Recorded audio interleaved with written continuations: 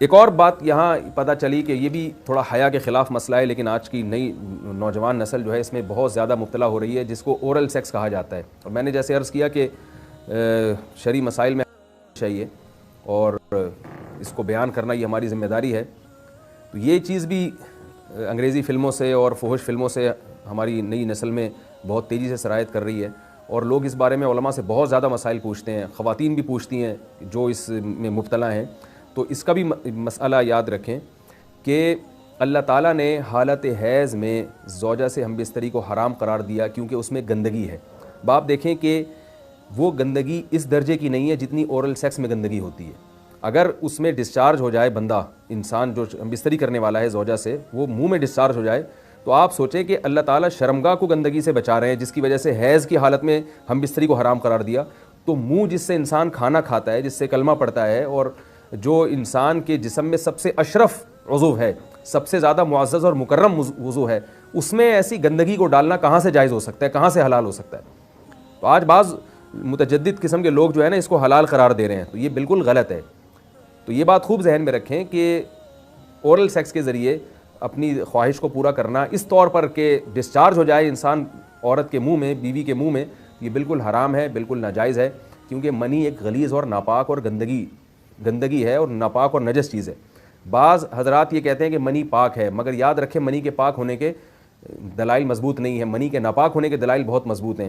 سب سے پہلی دلیل قرآن مجید میں آتا ہے الم نخلقکم من ماء مہین، ہم نے تمہیں غلیظ اور پلید پانی سے پیدا کیا، ذلیل پانی سے پیدا کیا ہے. تو اس میں بھی اشارہ ہے کہ منی ناپاک چیز ہے.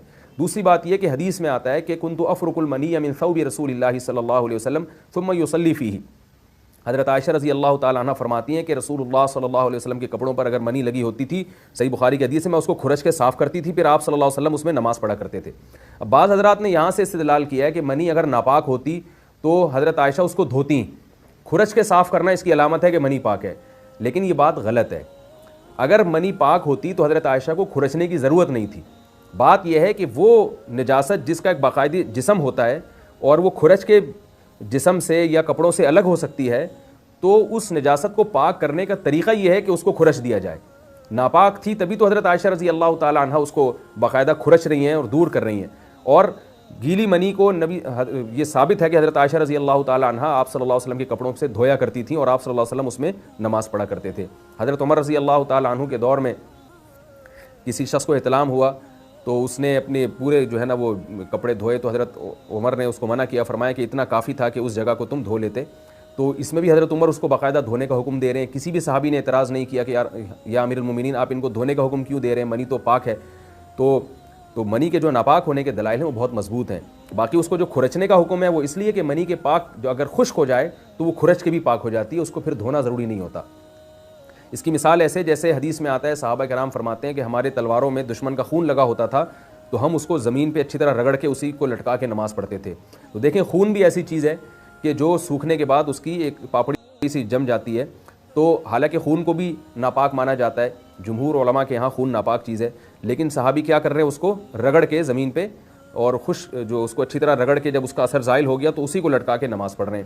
تو جیسے خون ناپاک ہونے کے باوجود رگڑنے سے پاک ہو جاتا ہے اگر کسی ایسی چیز پہ لگا ہو جو لوہے یا ایسی سخت چیز پہ، تو ایسے ہی منی اگر کپڑوں پہ لگی ہو، خشک ہو جائے تو اس کو اچھی طرح جب کھرچ دیا جائے تو وہ پاک ہو جاتی ہے. لیکن اس سے یہ ثابت نہیں ہوتا کہ منی پہلے سے ہی پاک ہے. ایک اور دلیل منی کے ناپاک ہونے کی یہ ہے کہ جو مدی ہے، ٹرانسپیرنٹ پانی جو مرد کے جسم سے نکلتا ہے، وہ اگر جسم سے نکل جائے تو وضو فرض ہو جاتا ہے، اور منی نکل جائے تو غسل فرض ہوتا ہے. اب یہ کیسی بات ہے کہ مدی کے نکلنے سے جس سے وضو فرض ہو رہا ہے وہ تو ناپاک ہے، اور منی نکلنے سے جب غسل فرض ہو رہا ہے بڑی والی طہارت، تو اس کو ہم پاک قرار دیں. اس لیے امام ابو حنیفہ رحمہ اللہ تعالیٰ کا مذہب منی کے بارے میں کہ یہ نجاست غلیظہ ہے، اور امام مالک کا بھی یہی مذہب ہے. یہ مذہب بہت دلائل کے لحاظ سے قوی ہے. تو اس لیے عورت کے منہ میں ڈسچارج ہونا یہ بالکل حرام ہے، ناجائز ہے، گندگی ہے. اسلام میں اس کی قطعاً اجازت نہیں ہے.